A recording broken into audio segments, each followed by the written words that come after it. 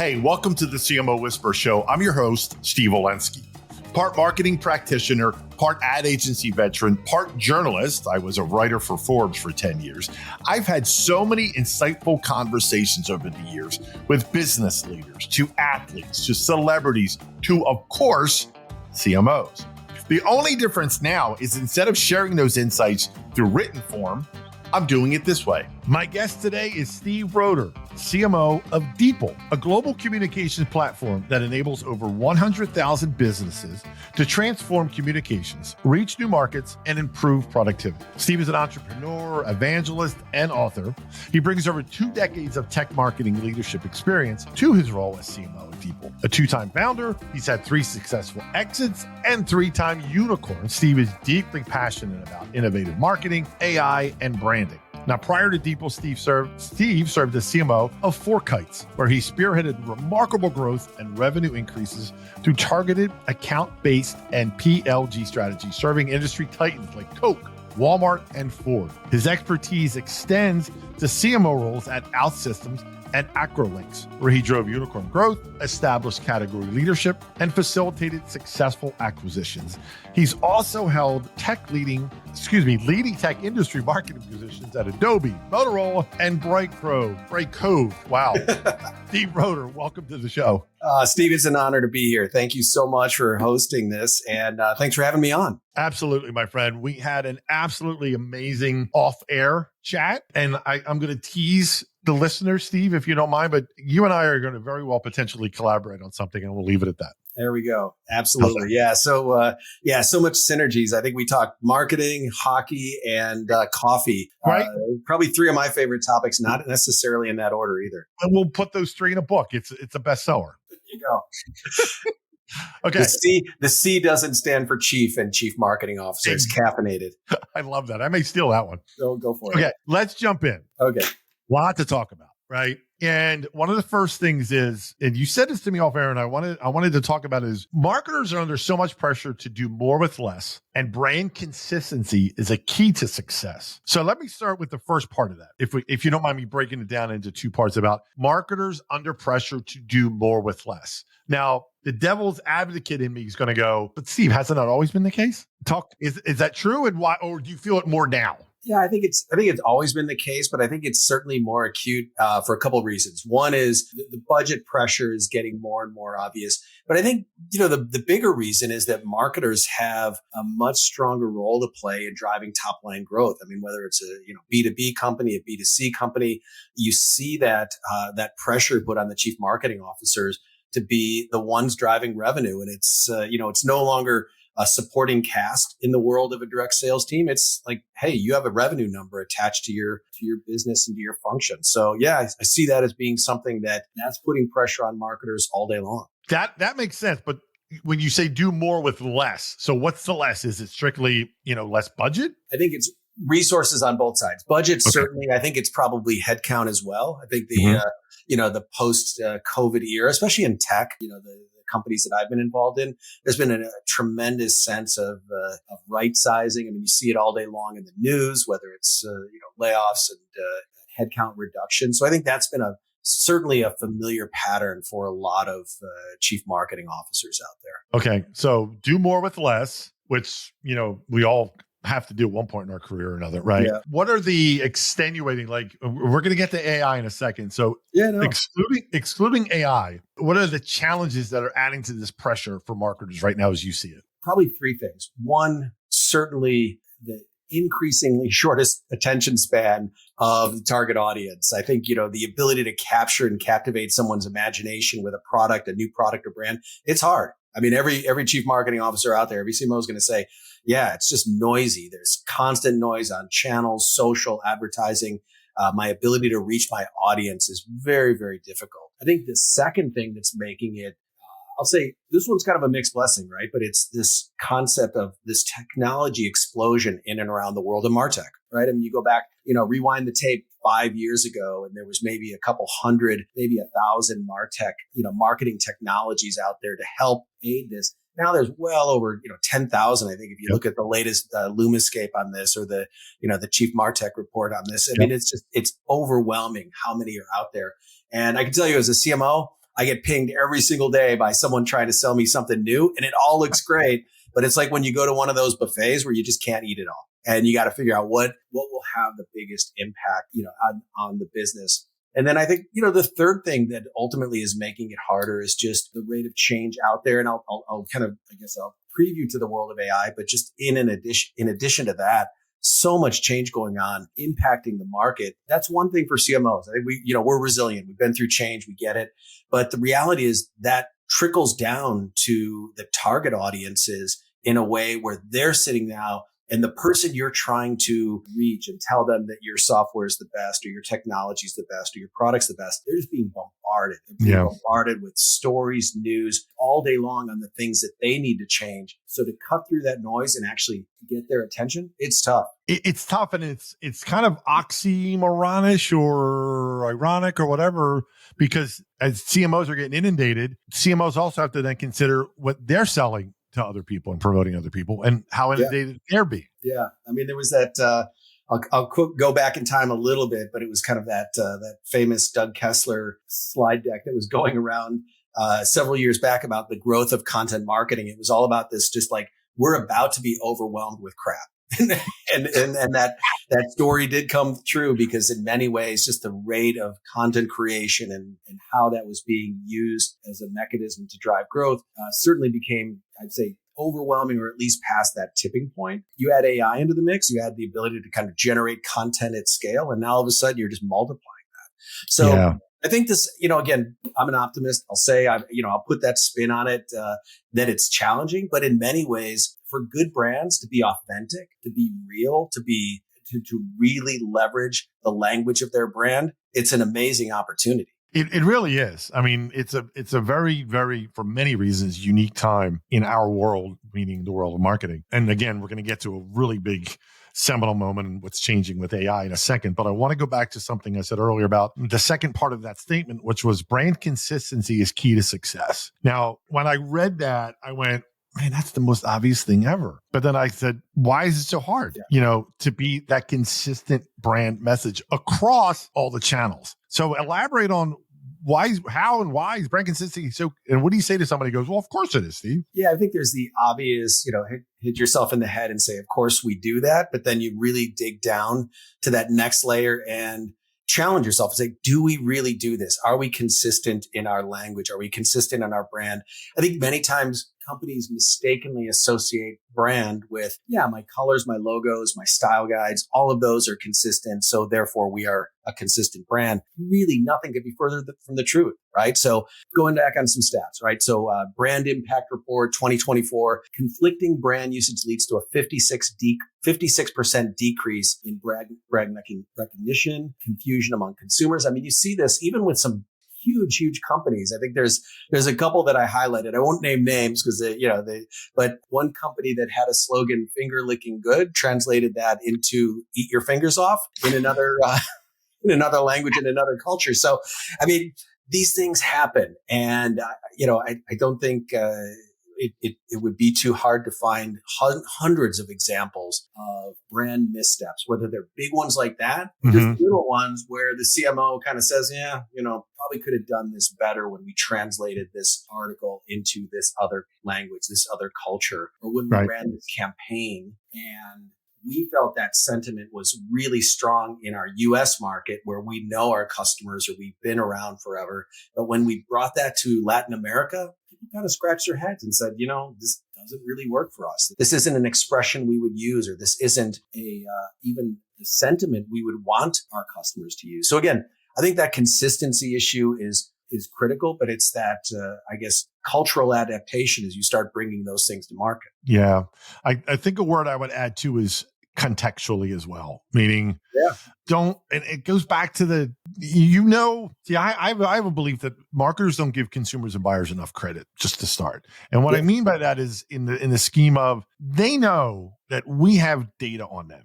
They know, our right? Whether it's through cookies, whether it's through what we bought, whatever the case may be. And then when we show them something that's not contextually relevant, hence the lack of consistency, that's another big problem. Yeah. I mean, I think it holds true to every dimension. And this actually goes back to what one of your first questions, which is why is it getting so hard? Think of all the channels you have to be consistent on, right? Mm-hmm. And even though each one of those, let's take a look at social channels. Maybe it's LinkedIn has a certain different tone and tenor than your Instagram channel and so forth. Still being wildly inconsistent doesn't serve you any well. Exactly. Yeah. All right, let's get to the elephant, as I call it, in everybody's the AI, but specifically Gen AI, right? A generative AI. And, as you called it, like a explosion of technologies, which it is, right? Yeah. I mean, you mentioned the MarTech and Lumascape and all the MarTech options. The AI is just, we're not even, I say we can't even see the iceberg, let alone the tip of the iceberg when it comes to AI technology. So I know you're a big believer that marketing and language are extremely linked, right? Elaborate on that. Sure. I mean, words matter, right? And I think when it comes down to a brand and their identity, oftentimes what we used to rely on, which is a human to human interaction, like I go into your store or I talk to your salesperson, is now happening through digital channels. And, as such, I mean, you have very limited way to reach those audiences, whether it's through the written word or through video or audio like this. Again, the ability to maintain that consistency or communicate the values that you want in your brand is getting incredibly tough. But again, I think that's an area of opportunity for marketers to shine, to be authentic. I mean, one of my favorite examples, I'll share a story. Mm-hmm. This goes back to one of my first weeks on the job at DeepL. I've been here just a little over 8 months now. And we did a press tour and we were in Seoul, Korea, sat down with a journalist. Journalist is, we're ready to do a conference with this journalist about, we didn't know what we were going to get. As a former journalist, you might have a question about competition, about funding, about, where's the company going to go? When are you going to open an office here? Any of that. And we were prepared for anything. I'm sitting there with our CEO and our translator. And the very first thing this journalist says is, thank you. And we just paused and like, okay, why are you sharing this? Why are you saying thank you?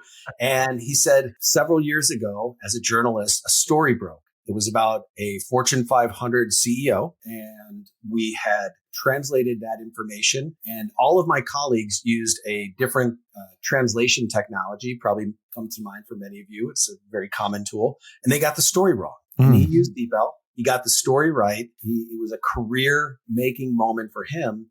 But I think it just goes to show that those things matter, and the accuracy and the precision and the type of language that's used, not only in journalism, but certainly in marketing, has a profound impact. And that's one of the things that DeepL's been very proud of, is the fact that it's as a translation technology, we've raised the bar much higher than what I'll say are, kind of the household names in this technology. And, again, if you're on vacation and you need to translate a menu, those things are great. Doesn't matter. It's not going to make a difference. But if you're translating your corporate brochure, your legal contracts, your product documentation, all of those things, a huge, huge difference will in terms of quality and in terms of the impact it'll have on your business. Before we go on, I have to apologize. I think I pronounced the company DeepL before. It's DeepL. So DeepL, yeah, we got it. We even do that internally. It's kind of fun. I just wanted to get that out there. Yeah. But you're so right about the translations of the language AI, and especially to localize the content, right? Which then ensures the brand consistency, and it just snowballs in a good way from there, right?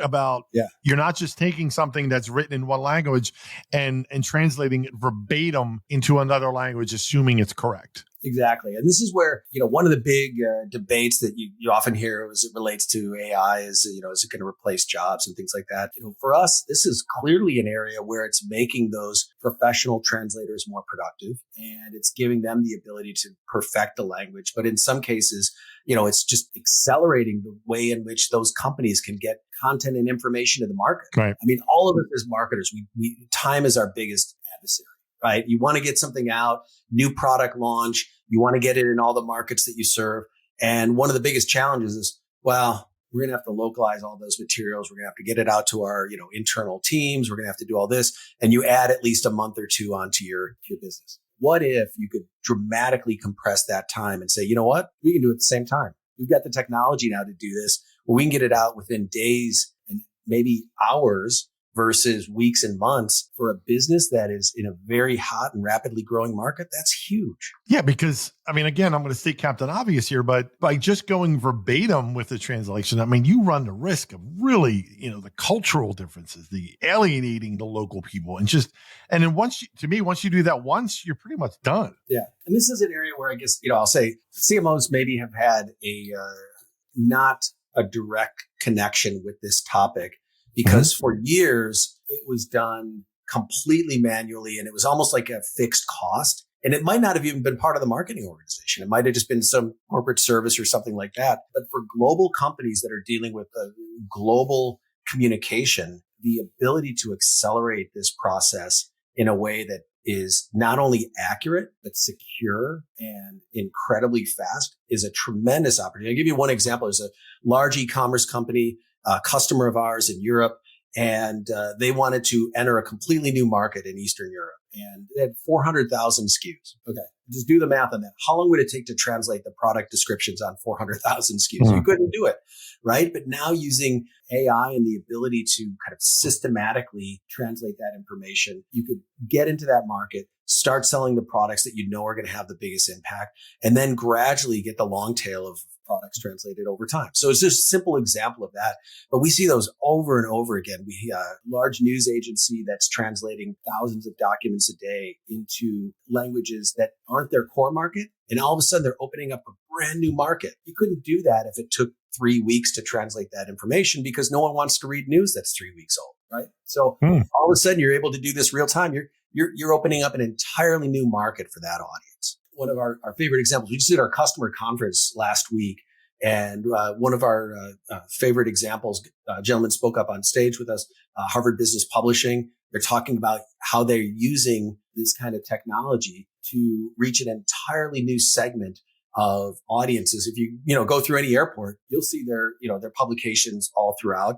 And now all of a sudden they want to be able to deliver that in multiple languages in multiple regions. Great. It is a great example. Let me take a step back on the AI, make it more holistic to get your thoughts just on AI in general, where it's at in the world of marketing. Where do you think it's going in marketing? Again, not agnostic of DeepL, just in general. Yeah.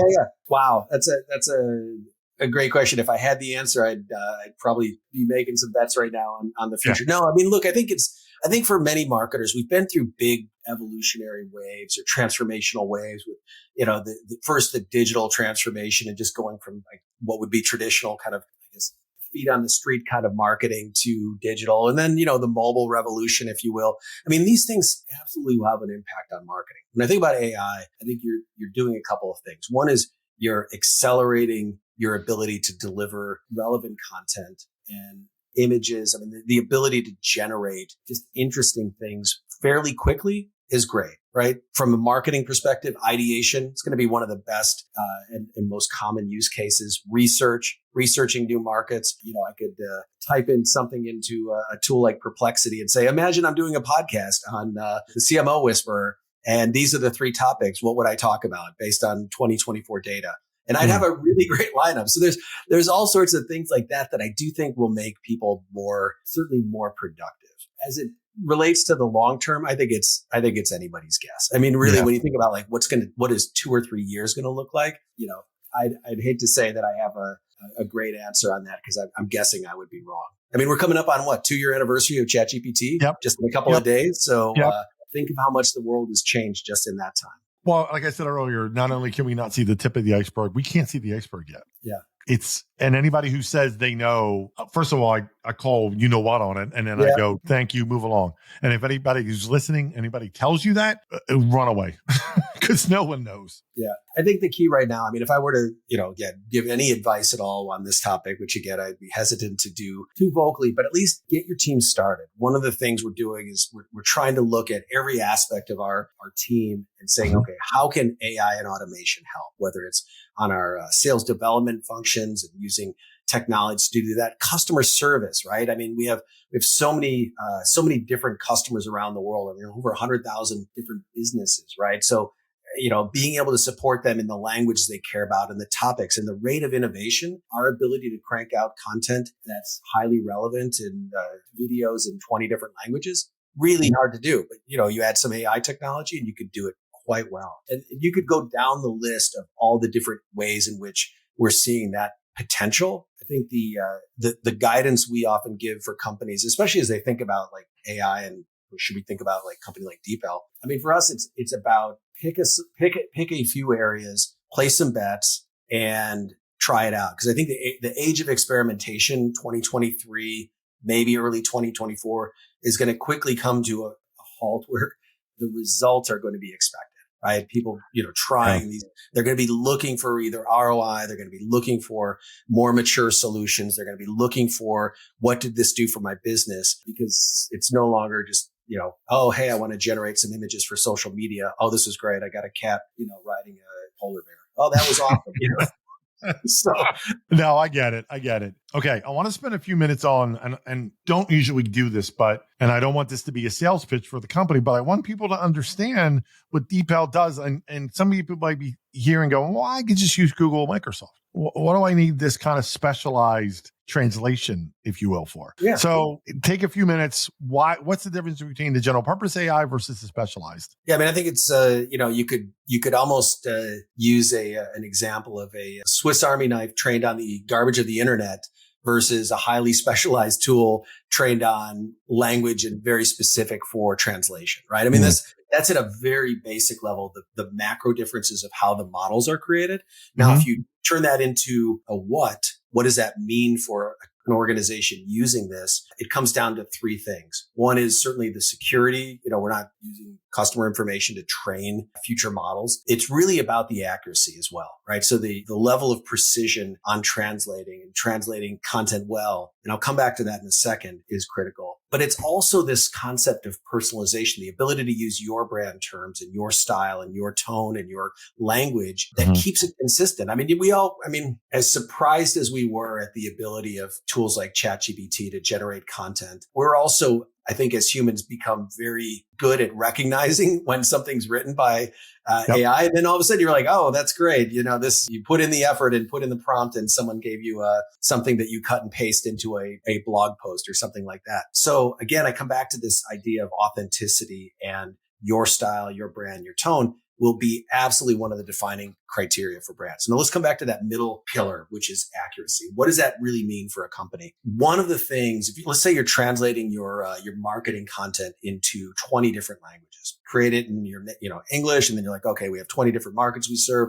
Push this through a process which historically was just 20 different people translating in maybe that language, and today might involve some AI technology getting you started, and then humans as kind of tuning and perfecting it, right? So if you think about that as the sequence of events, that last step, edit distance, really critical point, not to get too geeky on like language stuff, but that edit distance is how many things you have to fix as an editor once it goes through this machine translation process. So let's say that you run it through a tool like you mentioned, I think you said Google or Microsoft, and then you as the final editor in that language, you come down and you say, okay, I've got to fix these 40 things, right? You're using DeepL, you're only fixing 10. It literally is that significant of a difference. And that distance of edit, or that edit distance, is essentially how many things you have to fix after you run it through machine translation. Now, that might not seem like a lot, but imagine you're doing that every single day across hundreds, if not thousands of documents. You're literally talking about an army of people's worth of work that you're saving just by using this kind of accurate machine translation on the front end. So again, what does that mean for your business? Faster time to market. You can reach your customers better. You can reach them with the content that they care about. That concept of edit distance all comes down to the language, the quality of the translation. Yep. Interesting. All right. Final segment here, if you will. And I lovingly call this the random 5. Okay. I'm ready. All right. I'm going to ask you 5 very, very random questions. It's a get to know you as a person. Okay. Right. People can know your personality. Okay. So if you're ready, strap on. No, I'm just kidding. Number 1, what superpower do you wish you had? Time travel. Okay. Number 2. Is that a superpower, or is that like I think it is. Okay, awesome. I got it. I think it is. And the second question actually kind of ties to that, which is, if you could have dinner or a meal, whatever, with any historical figure, living or dead, who would it be and why? I'd have to go with Jesus. And I think the why, again, you could probably come up with a long list of reasons, but certainly, I would I'm going to go with that. That is my answer. There's no wrong answer, obviously, right? Next question. What's your morning routine look like when you first get up? Are you going right on your phone? Are you checking social, email, none of the above? Yeah. So this scares people, unfortunately, because I make morning people look like afternoon people because I work for companies based in Europe for the last almost 15 years. So I'm normally up at 4 at the latest. Probably about 30 minutes of just light reading. And then usually meeting times start at 5 a.m. with a big bucket of coffee next to my desk. So, the coffee is indispensable. In fact, I went so far as to get one of those portable Nespresso machines, and it's literally right next to my desk. So that's a very dangerous habit. I've tried to have it where my medical insurance would cover an IV of caffeine right into my bloodstream, but no one's covered. That's a good one. If you find an insurance company that will do that, let me know. I'll switch over. I can't find a doctor to sign off on the medicinal benefit. If I do, just cut out the middleman. But see, this is the beauty of AI. If you could just go into ChatGPT, write a prompt that says, create a scientific journal report on the benefits of coffee and chocolate for podcast hosts. And what else? And done intravenously. Done intravenously. And if you could make that, citing specific documents from the 1920s, please reference that. We're from organizations who are conveniently no longer in business. So yeah, you can't exactly. Exactly. Okay, next question. This is pop culture, which is I love pop. Is there a book, movie, or song that has deeply influenced you or has an effect on you? Book, movie, or song, or all three? I don't know about deeply influenced. I think just like strange things that you do maybe in your youth or as you think about. I think Monty Python's Holy Grail became like the de facto movie quote and simultaneously Spinal Tap. This is Spinal Tap. So two very classics, but I think that kind of shapes your like odd sense of humor, maybe slightly eccentric. And those tend to be the movies that I often still quote. Interesting. Okay. Again, no wrong answer. Okay. Last question. Okay. Who would you say has been the most influential person in your life and what did you learn from them? Oh, wow. Okay. Definitely my dad. And going back, I'd say 3 things. Certainly hard work, no question about it. The value of hard work, the value of putting in, 110% in whatever you're doing. The second thing was certainly quality matters. Like, you really, just like, hey, if you're going to do something, don't just put in the hard work, but like make sure it's good and perfect. And it wasn't as kind of perfectionist mindset, but ultimately I think there was the third thing I would say is just, I would say highly ethical in whatever you do. Like at the end of the day, that's what's going to matter. He'd say, you want to be someone that you could be trusted with uncounted money was an expression, right? And this kind of like, just, like, okay, I get it. That's kind of like the mindset that he had. So anyway, those are the things I learned. I love it. Well, listen, my friend, this has flown by. What an amazing conversation. You are a total treat. I cannot thank you enough for coming on. Thanks, Steve. Appreciate it. And love being here. This was fantastic. Well, that wraps up another episode of the CMO Whisperer Show. I hope you shared this episode with your friends. And if you have not already, please subscribe to be kept up to date on all the latest episodes. And if you're so inclined, leave me a review on your favorite podcast platform. Thank you.